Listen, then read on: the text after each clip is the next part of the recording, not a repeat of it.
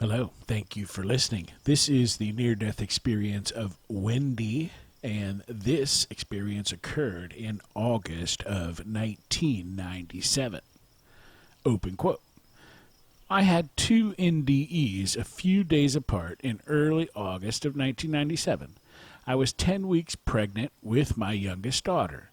My husband and I were thrilled to be expecting after years of infertility and two ectopic pregnancies. Our eldest daughter had been born in December of 1995. My former husband and I both have MBA degrees and were living in Washington State outside of Seattle at the time. In the week or two leading up to the NDEs, I was experiencing a ton of heartburn, which seemed odd to me so early in the pregnancy. I had been in touch with the OBGYN office as unusual number of times as I just didn't feel right. I was also having the same vivid dream almost every night, which was unusual for me as I seldom remembered my dreams.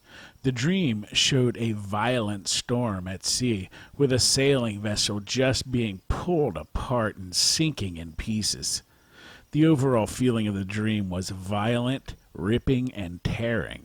I saw the masts rip out and fall, and all the metal cleats pull off the boat, which also seemed odd for a sinking ship.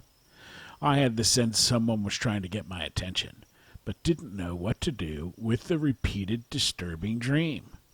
NDE number 1. I was working at home alone in early August of 1997. I just could not get comfortable as the heartburn and sense of foreboding, impending doom was becoming unbearable. I left my desk and went into the bathroom for the umpteenth time as I kept feeling like I was going to be sick. I then tried to lie down on the bed, but couldn't get comfortable. I went into the master bath one more time when I suddenly felt a searing pain in my abdomen and sense of something ripping and tearing, just like in my dreams. I looked down at my stomach in surprise as it felt like someone had stuck a knife in me. I passed out on the bathroom floor, which has never happened before or since. I came back to consciousness because I could hear my name being repeatedly called by a male voice with a lot of urgency. I was lying on the floor, writhing in pain, and so surprised that my bathroom was filled with several large beings of light I can best describe as angels. A male angel spoke and got straight to the point. "You need to call for help now, or you're going home." I told him I couldn't walk. I was writhing on the floor, feeling like an organ had burst. He told me, "All you have to do is being willing to try to get up on your hands and knees. Then we can help you." I managed to do that. I had the oddest sensation of being lifted to the phone, which was on my nightstand in the bedroom right next to the master bath. It was like I was flown there a few inches off the floor, still on my hands and knees. Strangely, I never thought to call 911. I had never called it before. The angel told me to call for help, so I called my husband at work. My husband worked 5 minutes from home, and I think it's the first and only time I ever immediately reached him on the phone at work. I called the OBGYN office, and they told us to come immediately to their office, which adjoins our local hospital. They instructed us not to park our car, but just pull up to the door closest to their office, and they'd meet me with a wheelchair. They told me to not walk. I assumed they were thinking I was having a miscarriage, although I told them there was no blood and my abdomen was beginning to distend. I didn't realize that was a sign of a major abdominal bleed. I was wheeled immediately into the doctor's office ultrasound room. It took both the ultrasonographer and my husband to get me up on the exam table as I was so doubled over with pain. The ultrasonographer couldn't visualize any organs as there was so much blood being lost internally. She ran for help and returned with the midwife and an OBGYN.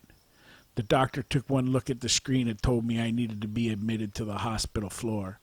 I felt grateful my OBGYN office was located right at the hospital and that it was a hospital I really respected and was comfortable with.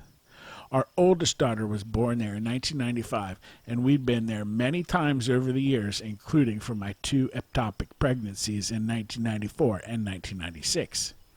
I was instructed not to get out of bed, even to use the bathroom, and that was the top priority, was to start getting transfusions on board as well as to find the source of the bleed. There was a delay in getting the first transfusion started, as the Central Blood Bank told the nurse who was trying to order blood that the local supply of A negative was low, as there had recently been a major train accident, but at some point the first bag of blood was hung and infused via my left arm. My doctor wanted to do surgery, but couldn't answer my question what we were going to do surgery on or for, so I initially refused. We agreed to watch and wait, and the transfusions and abdominal distension continued for several days. The hematocrit kept dropping. It was hard to stay awake and focused, and I was oddly detached from what was going on. I had the sense of walking between worlds, deciding whether to stay or to go. My husband was not dealing well with the situation at the hospital. I asked him not to bring our toddler to visit, as I really felt it would frighten her to see me so unwell, and we agreed he'd spend his evenings with her. My mother lived in Boston and couldn't easily get off work to fly to Seattle, so I pretty much was on my own. In hindsight, my husband and mother really needed to be at the hospital with me. I finally agreed to surgery after several days because I knew I was bleeding out. The hematocrit was dropping each day, and there was no way to get more blood transfused. I was in more pain from the IV and blood transfusions at that point than I was from my abdominal bleed. I was being given morphine for the pain, which really concerned me as I was in my first trimester of pregnancy. We scheduled surgery for the next day with 2 OBGYN physicians. I was scheduled for the earliest surgical slot at 7 a.m. NDE number 2. The night before surgery, I tried to relax after dinner to get as much rest as I could for the morning. I tried to visualize a great outcome from the surgery, and the moment I did, I popped out of my body with such a sense of relief. I felt fantastic. I felt like me again. I looked down at my body in the bed and was struck by how pale I was. I commented to myself, wow, she really is in a bad way. She's whiter than the sheets.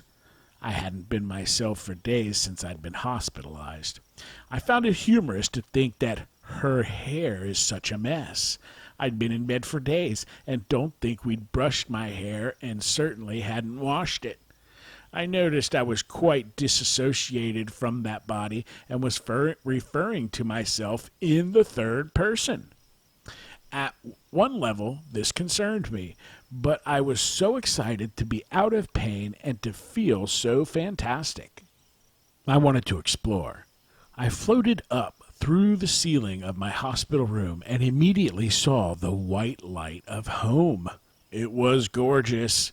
I remember thinking, oh, please don't make me walk through a long tunnel. I'm totally out of energy. This long, pristine escalator immediately appeared, and I was so grateful to step on it in my pure soul form. I sensed I looked like a beautiful white beach ball full of energy sparking out in every direction, but I was too deflated and not able to be round like a ball due to the health crisis. I leaned on the railing of the escalator gratefully. I went up and up and up to the light. I had no sense of time. The second I stepped off the escalator, I was greeted by about 20 beings of light. It felt like the best possible welcome home party. The welcome party included the angels who'd helped me a few days earlier call for help from my bathroom, both sets of grandparents, and some other loved ones who'd passed over. I found it intriguing my paternal grandparents were there, as I'd never met them in this lifetime. They died before I was born. The group gave me this tremendous hug that was beyond amazing. It was not only unconditional love and support and no judgment, but energy, which I needed as I'd been bleeding for days. It was bliss. I kept trying to look over their shoulders and past them as I was so drawn to the white light, but they held me right there at the top of the escalator. I never took more than one step at home, one off the escalator and later one back onto it. One of the angels told me they were so happy to have me home and that he wanted to reassure me I had done nothing wrong and was more than welcome to stay. Job well done. He told me I could not take one more step toward the light or I wouldn't be able to return to my body, and to listen closely. He repeated I was welcome to stay and the choice was mine. I felt respected to be given this choice. If I wanted to return to my body, I would recover from the surgery and my baby would be born healthy. I didn't catch the nuance. I didn't know she wouldn't remain healthy. But life would get very hard, and be hard likely for many years, as I was not on my life path. This really concerned me. I so wanted to be doing the right things with my life. This really concerned me. I so wanted to be doing the right things with my life. I asked the angel what my life purpose was meant to be, and said that I so wanted to fulfill my purpose, but he just shook his head gently and wouldn't answer my question. I looked around at the others, and they pantomimed various versions of zipping their lips and throwing away the key, which struck me as so funny. One put duct tape over his mouth. Several just shook their heads no. They could not tell me. I so wanted to stay with them. He asked me what I wanted to do. I immediately saw my beautiful little toddler daughter's face and thought of the baby to come. I was told she was going to be a special soul, and since there wouldn't be more children for me. I took a deep breath and told the angel I wanted to go back for my children. Everyone beamed and gave me another huge hug. I realized with the second hug that it wasn't only pure love being transmitted to me, it was vital energy as my tank was below empty. I don't think I would have survived the several-hour surgery the next day without that energy boost. The group spun me around and waved and smiled as I went back down the long escalator and gently floated back into my body. I didn't have a life review, but did receive a preview of coming attractions. I had a successful surgery the next morning with my own OBGYN physician and one of his partners. My fundus had ruptured, the aorta on top of the uterus. They'd been researching cases like mine and estimated it happened in something like 1 in 15,000 cases. I feel that's what the precognitive dreams were trying to warn me. An organ was about to burst and my ship was going to go down. My physician estimated I lost 3/4 of my blood volume. I recovered in the hospital for several days after the surgery and went home to recover for 6 weeks post-op, essentially bed rest. I was so weak I couldn't climb the stairs up to the master bedroom and was so thankful we had a live-in nanny who helped me as well as take care of our toddler while my husband was at work. I returned to work in late September part-time for the first week and then full-time, and about 6 weeks later was laid off. Huge shock, as I'd been with my employer for about 3 years and had glowing performance evaluations. I really enjoyed that job. The angel had told me that things were about to get hard. We now had lost not only my income and benefits, but the health insurance for the family. How was I going to get medical care while pregnant and for the delivery? And what about the pediatrician? And if my husband needed care? Exactly 1 week later, my husband came home from work to tell me his software company had just done a huge layoff. The partners and a few key employees who'd chosen to stay had moved to payless paydays. I'd never heard the term. He explained their best strategy was to try to sell the company, which he owned with 4 partners, and that they needed to complete the work for contracts they'd already been paid but hadn't completed. So instead of seeking new employment, he was going to continue to work 60 to 80 hours a week for a software company that was bankrupt. I was not on board with this decision, and we had words. I asked him if he'd filed for unemployment insurance yet, as at least we'd have that small income along with my unemployment and severance. He would receive no severance or other financial assistance. I then learned he didn't qualify for unemployment as he and his partners had chosen not to pay the premiums. That sums up our high-conflict marriage well. Insufficient communication and unable to make key decisions as a team. I asked why he hadn't discussed this decision with me, and he said with a perplexed look, "Because you're not a partner in our company." My reply was, "Am I not a partner in your life?" We have to talk about the big decisions. I was still recovering my health, not doing well with my own job search, and now visibly pregnant. We agreed I should focus on my health and take charge of my family's finances as we were quickly burning through our limited savings. We had recently purchased a home as well as a minivan to welcome our second child. I tried negotiating with both the home and car lender to make partial payments, and both instead instituted foreclosure/repossession. We had cut expenses to the bone and were rapidly running through our savings, so agreed the best move was for me to ask my mother for a loan until we were both back at work. She sacrificed a lot to graciously help us pay our bills for about 4 months, and we felt truly fortunate. We were able to keep both our home and our van. I was able to find no-cost health insurance for myself and for our toddler from the WIC, Women's, Infants, and Children's Program, via a flyer I spotted in my pediatrician's office in the waiting room. I heard an angel say, "Look, look!"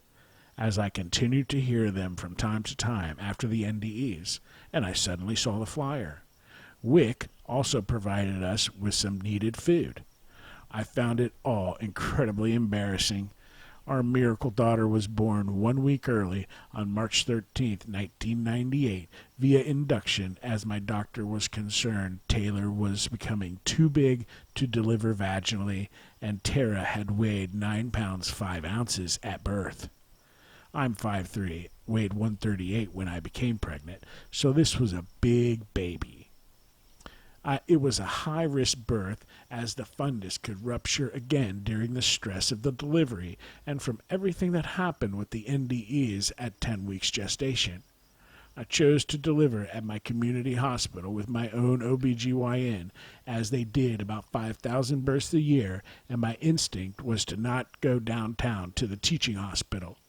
The hospital assigned a private labor and delivery nurse to me and staffed up to do so. An additional nurse was added to the schedule for the day I'd be induced. I was amazed and so grateful the hospital would do this for me, and the delivery was thankfully physically easier than my older daughter's. I wasn't able to have an epidural either time, as I have scoliosis and a Harrington rod implant fused spine, so I had just a little Demerol. Once we were home and settling in right after delivery, I heard my intuition, my angel, whatever you want to call that deep knowing within you, gently say, "Your contract with your husband is done." I didn't understand the concept of soul contracts at the time, but believe that was the reference. I didn't understand the concept of soul contracts at the time, but believe that was the reference. My heart sank to the floor as I was now feeling my marriage was going to end. I accepted a new job when Taylor was 3 months old and began working at the hospital where Taylor and I had survived the NDE. Dream come true. I was there for 6+ years. My husband and I divorced after 15 years of marriage when the girls were 6 and 8, never having talked about the NDE in a way that was helpful, and began a 50-50 residential schedule for our girls. My mother relocated from Boston as she had retired, and we agreed to share a home until we could build a custom duplex to owner-occupy. After a major search, we found an older home to buy that had a level back lot that was large enough for our new 2-family home. The day before Mom and I were to close on the house with the second lot, I received an odd call from my boss's secretary to meet him in Human Resources the next day. All the hair on my body stood on end, and I again heard the angel's voice say, "Prepare."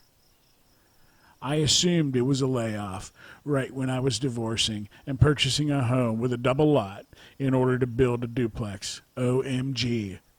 I spent hours cleaning out my office at work with the door closed, interspersed with researching severance package negotiation strategies. I went to HR the next day with my best suit on and my head held high.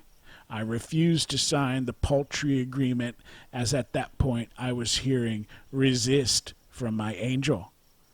I turned in my name badge and keys and cleared out my office. I drove straight to the new house to park in the driveway. The former owners had moved out of state, as the closing was scheduled for that day. I prayed for clarity. Should we go ahead with the home purchase or try to pull out at the 11th hour?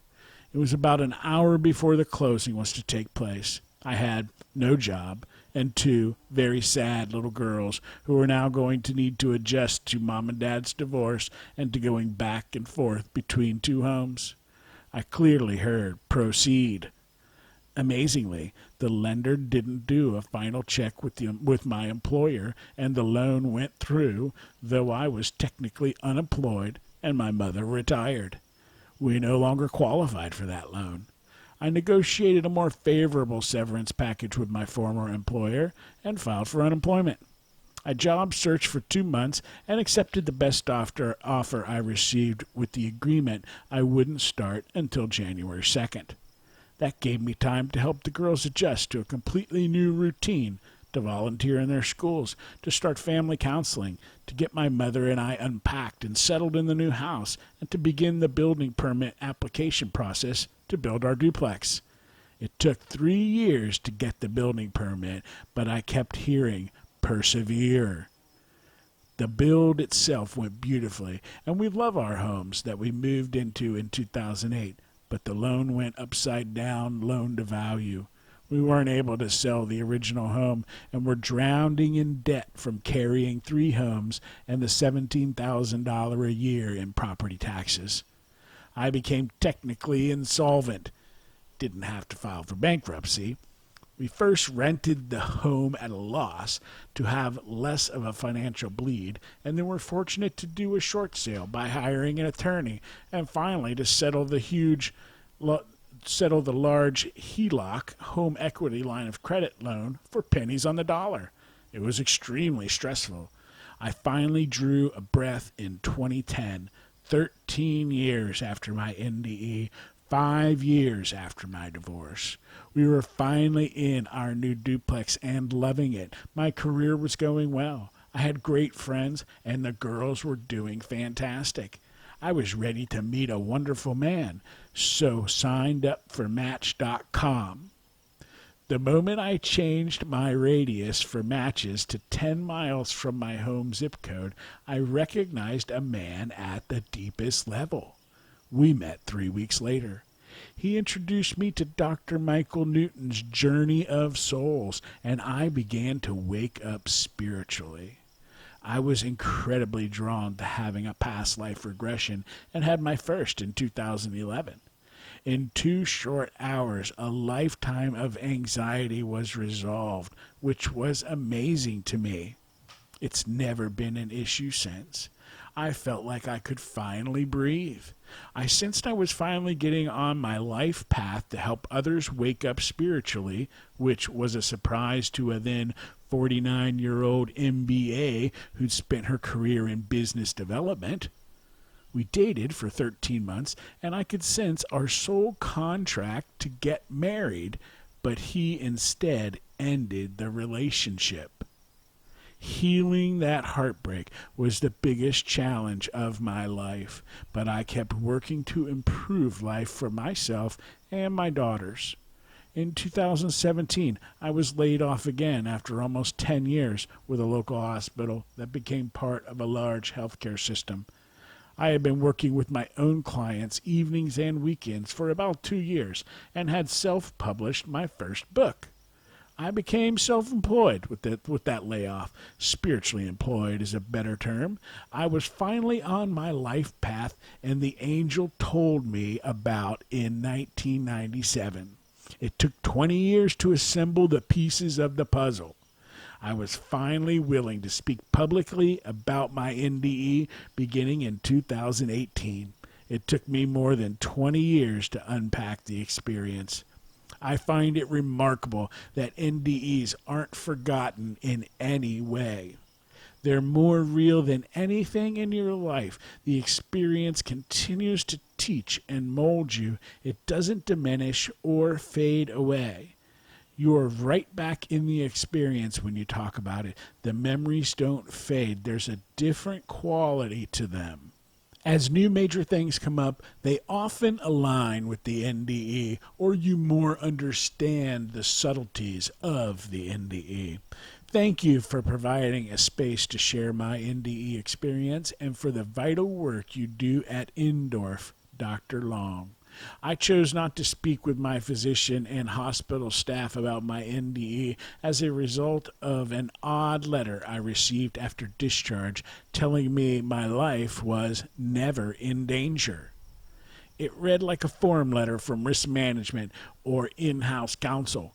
The letter felt ill-advised, and it was a turnoff. I certainly didn't feel supported by it, but I knew the hospital staff were doing the best they could.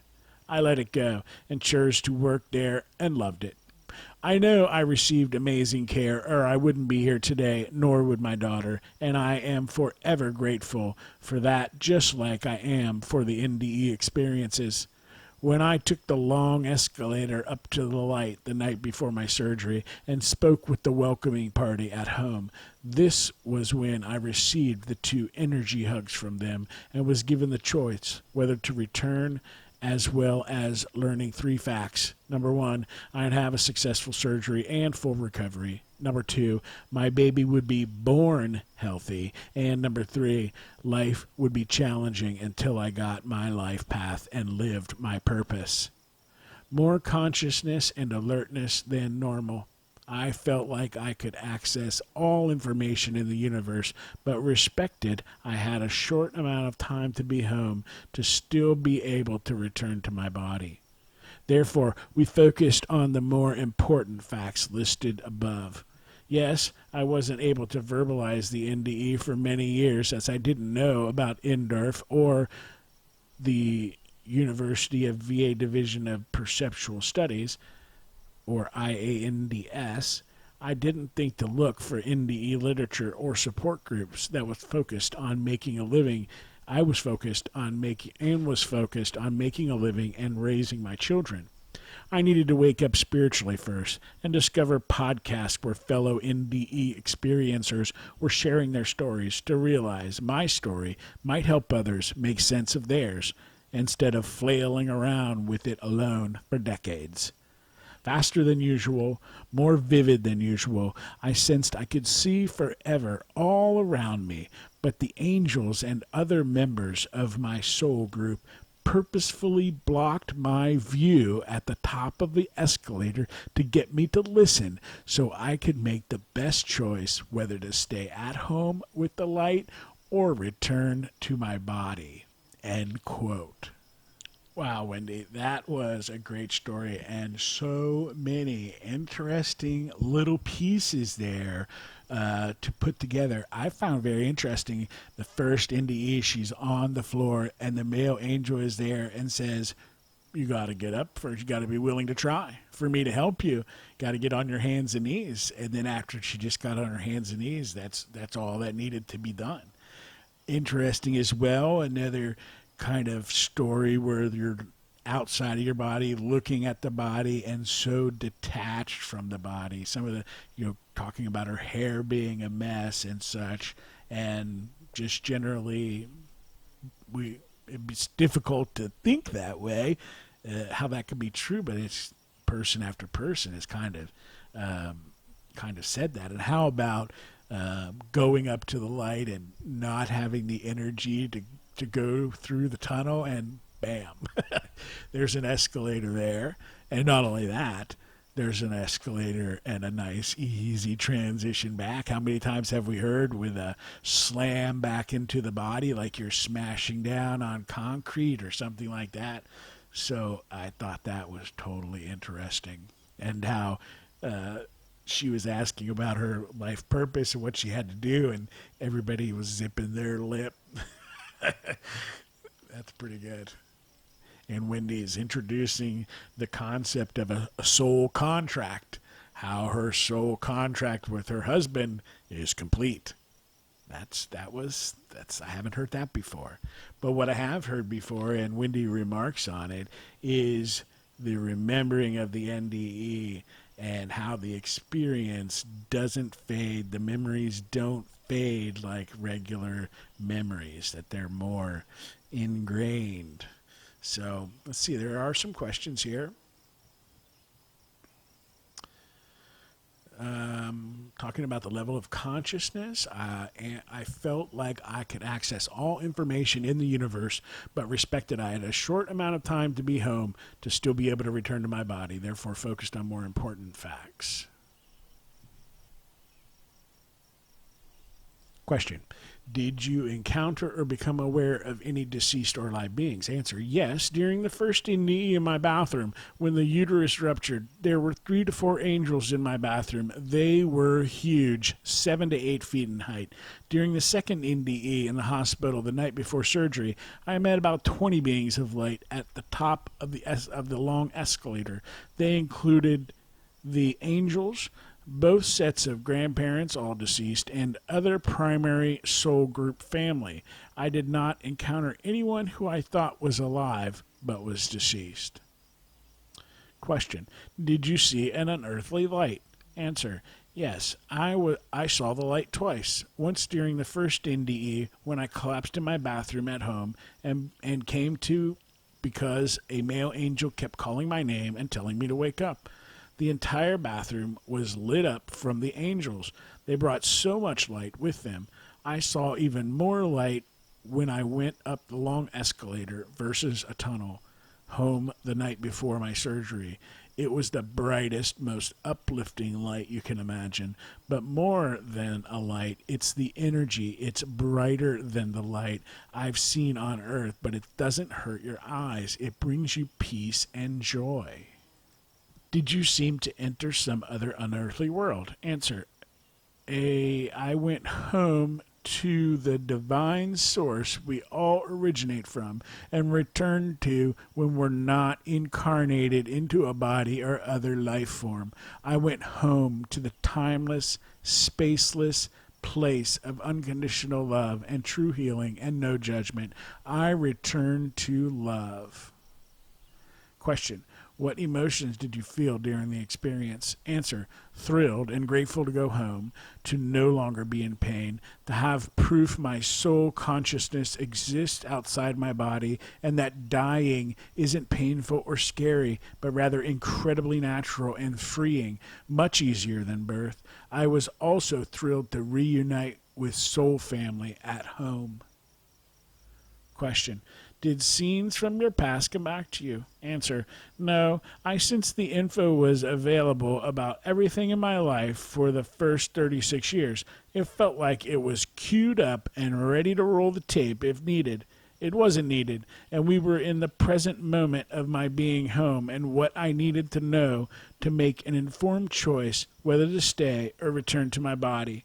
We were all focused on my being able to receive unconditional love and energy from my soul group so I would have strength and resolve for the rest of my life and to know I was supported. I hadn't felt enough of that energy in my life previously. Question: did scenes from the future come to you? Answer: scenes from my personal future. I was told by Archangel Michael, he was the male angel in both NDEs, that I'd recover fully from the surgery, my baby would be born healthy, and that life would be challenging for many years until I got on my life path. I wasn't so much shown scenes, but could clearly hear Archangel Michael and felt a deep sense of knowing that I was hearing was what I was hearing probably was the deepest truth. Question: did your experience include features consistent with your earthly beliefs? At the time of the experience, home or heaven and angels had been theory before the NDEs. Now they were fact, as I now had the direct experience.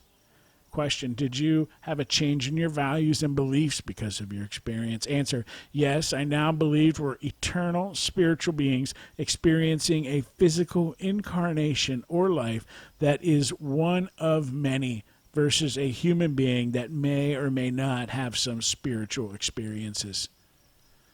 Question: did you seem to encounter a mystical being or presence or hear an unidentifiable voice? Answer: yes, I heard a male angel's voice twice during the two NDEs the first week of August 1997. Question: during your experience, did you gain special knowledge or information about your purpose? Answer: that came up later in my life, but not during the NDEs in 1997.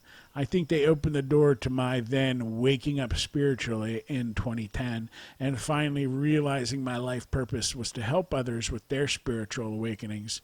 STEs, spiritually transformative experiences, including NDEs. Much of my special knowledge as a spiritual teacher, healer, writer, and speaker has come back to me via past life regression sessions and meditation. Not mediation. Question: during the experience, did you gain information about life's difficulties, challenges, and hardships? Answer: yes. My sense was I wasn't to be told what my life purpose was because I needed to learn it for myself.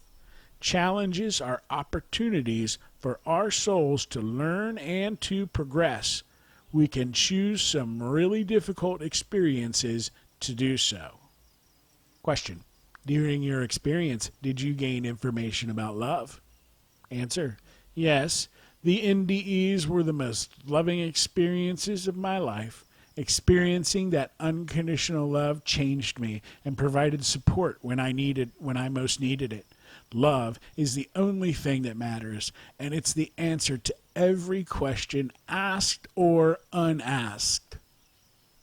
Question: what life changes occurred in your life after your experience? Answer: large changes in my life. I believe the NDEs were incredibly positive in my life as they helped me to open to the divine and to my life purpose. They also helped me release my fear of death and become happy and confident as to the meaning of life and why I'm here. Question: was the experience difficult to express in words? Answer: yes. I wasn't able to verbalize the NDE for many years and didn't know about NDERF. I didn't think to look for NDA literature or support groups and was focused on making a living and raising my children. I needed to wake up spiritually first and to discover podcasts where fellow NDE experiencers were sharing their stories to realize my story might help others make sense of theirs instead of flailing around with it alone for decades. Question: how accurately do you remember the experience? Answer: I remember the experience more accurately than other life events. My NDEs remain incredibly vivid and detailed despite having happened over 20 years ago. There's a different quality to the memories of the experiences. It's like you're reliving it as you tell the story or write about it, not just remembering it. It's more real than real. Nothing is forgotten, and there's a vibrant, alive quality when remembering the experience. Question: do you have any psychic, non-ordinary, or other special gifts after your experience that you did not have before the experience? Answer: yes. The psychic and healing gifts came over time after the NDE. They did not begin immediately, but continued to develop. I feel the NDE was the hammer that began to crack the tough walnut open. Question: are there one or several parts of your experience that are especially meaningful or significant to you? Answer: feeling the unconditional love of home meant everything to me, and that I'm supported every day. I also so appreciated the respectful choice I was given to stay at home or to return to my body. And before the next question, wasn't it interesting how when she decided to return to Earth, they were kind of congratulating her, like that was the difficult choice to make, and not everybody would make it, but you did, and congratulations to you. It kind of seemed like that's what it was in her writing, and we've heard that sort of before. And maybe we don't read too many stories from people that say, "Okay, I'm going to stick around here." Question: have you shared this experience with others? Answer: yes. It took me from August 1997 to August 2018 to talk about the experience, 21 years. I first shared my NDE on the Past Lives podcast. It was a very freeing experience to share it with the host who asked thoughtful, sensitive questions. Simon Brown, the podcast host, then began having other guests share their NDEs, which I feel was a positive outcome for all. Question: what do you believe about the reality of the experience? I never doubted that it was just my imagination or pregnancy hormones, or that I was dreaming or confused as to the facts of the NDE was definitely real. I feel it's been an incredible positive experience for me, but not for my daughter I was pregnant with at the time. She was what I would call born scared, Julia Ingram's book, and has struggled with anxiety and depression to the point of being suicidal, and has had many physical as well as mental health challenges. Fortunately, she's strong and is moving forward to complete her degree in engineering.